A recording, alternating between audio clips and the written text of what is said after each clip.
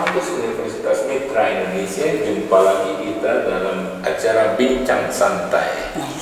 Kali ini bersama Kaprodi Akuntansi Dr. Kandidat Yulistina SEMM. Amin. Bu Yulistina ini didampingi oleh Bu Dr. Novalita SEMS AKT, dosen Prodi Akuntansi.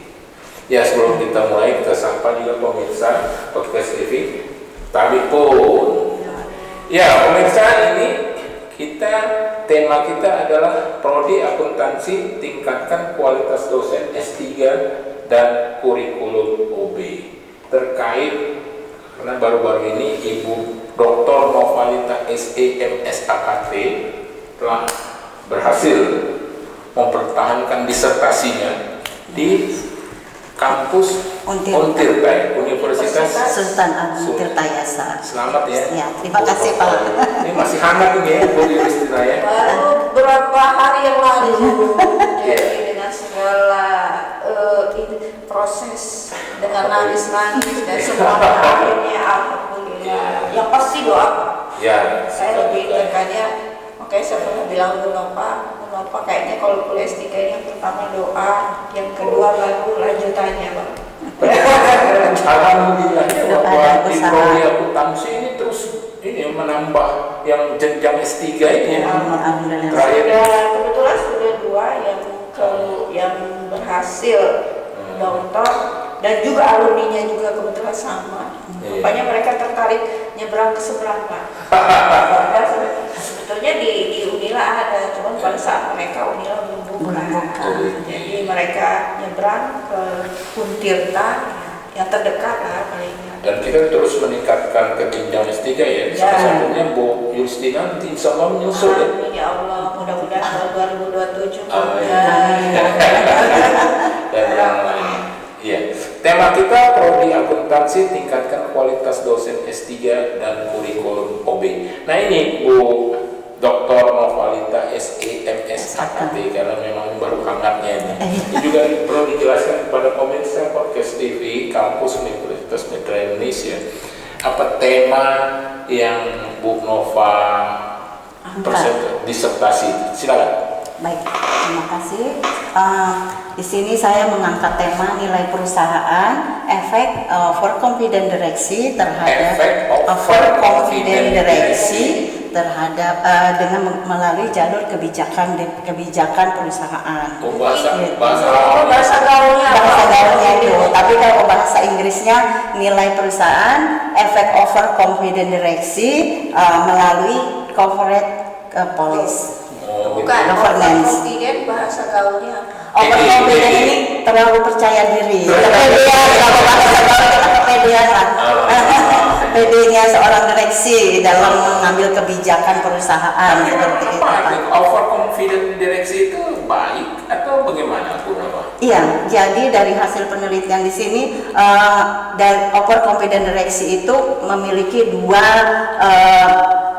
sifat seperti dua sifat mata pisau, yaitu satu baik, yang satu negatif, yang satu positif. Baik, yang positifnya itu bila direksi yang overconfident itu mampu meningkatkan daripada nilai perusahaan sehingga membuat perusahaan itu menjadi berkembang atau berinovasi. Tapi kalau yang negatifnya malah dengan sifat yang overconfident itu akan memperburuk atau bahkan malah perusahaan itu akan menjadi rugi. Jadi secara logika punya perusahaan pimpinan yang punya inovasi itu bagus sebetulnya. Cuma harus ada yang inovasinya seperti apa yang menguntungkan perusahaan pastinya ya itu. Pertimbangannya apa si direksi untuk mengambil keputusan overconfident? Jadi sebenarnya bagus dengan adanya direksi yang overconfident ini, tapi juga harus dibatasi dengan analisis suatu perusahaan. Analisis data nilai perusahaan. Itu dasarnya keputusannya seperti itu Pak. Apa ini bicara tentang overconfident? Kan biasanya seorang pemimpin itu biasanya punya ide banyak ya. Betul. Punya ide, saya pengen ini ya. Nah, apakah di situ perlu ada pengawasan, karena kan kalau sudah terlalu kepedean tanpa ada suatu rem, nah itulah pengawasan.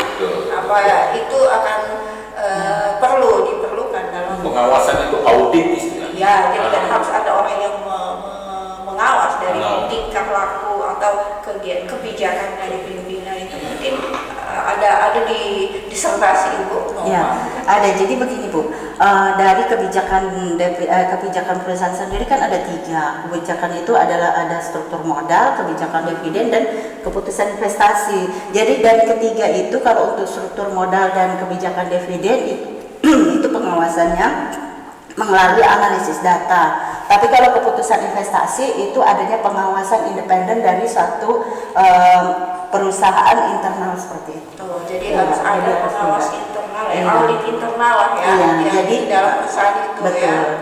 Audit internal itu perlu belajar akuntansi. Itu pelajaran ilmu akuntansi semua itu. Makanya ditemukan keterbaharuan asimetri,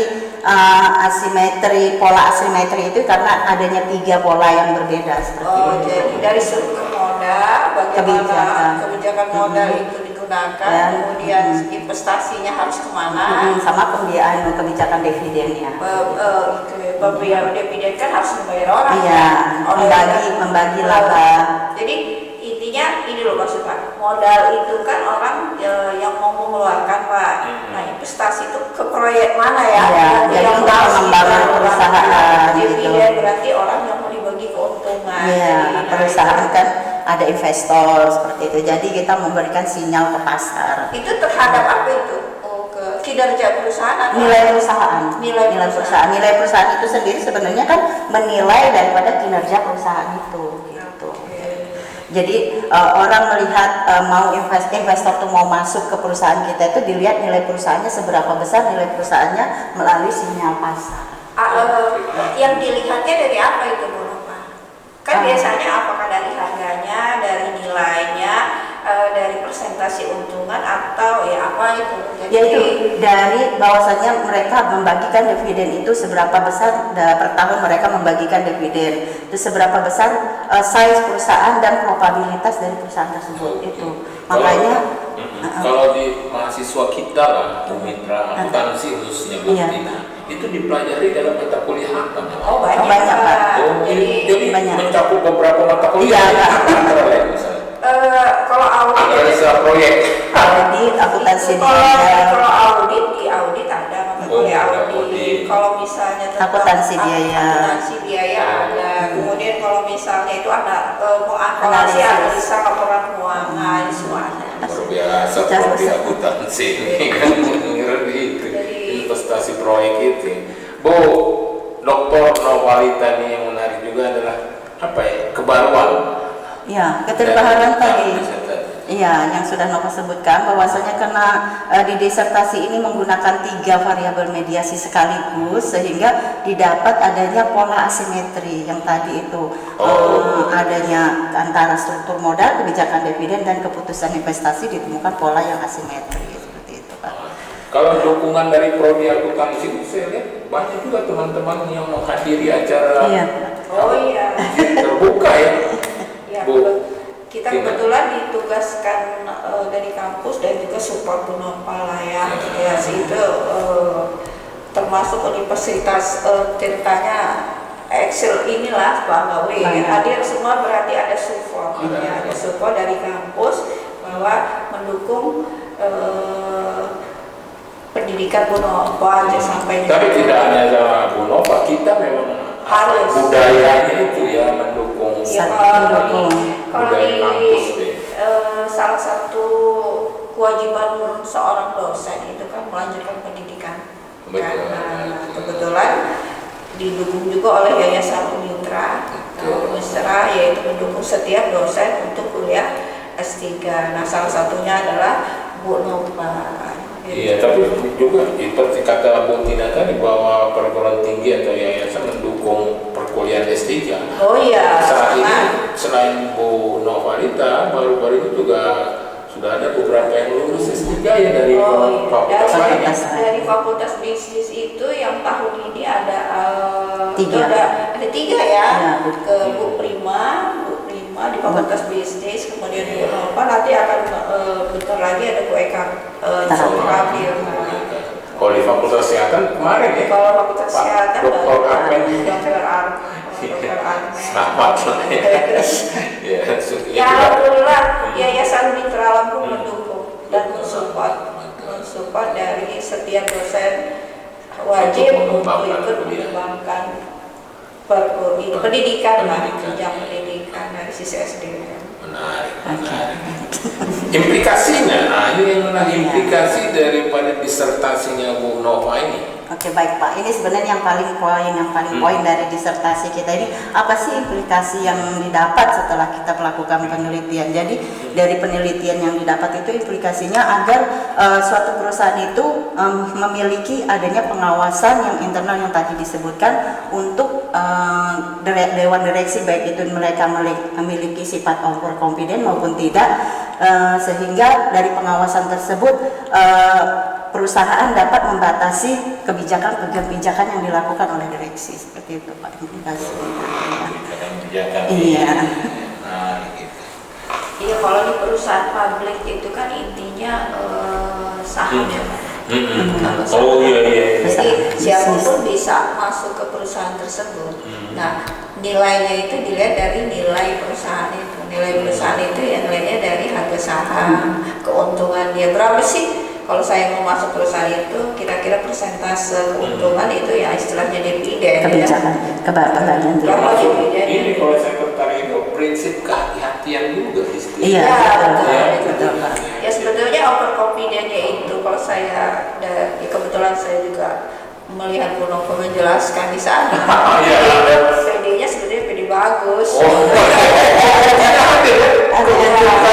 Jadi kepedean direksi pimpinan ya sebetulnya lebih banyak positifnya daripada negatifnya sih ya. Menarik.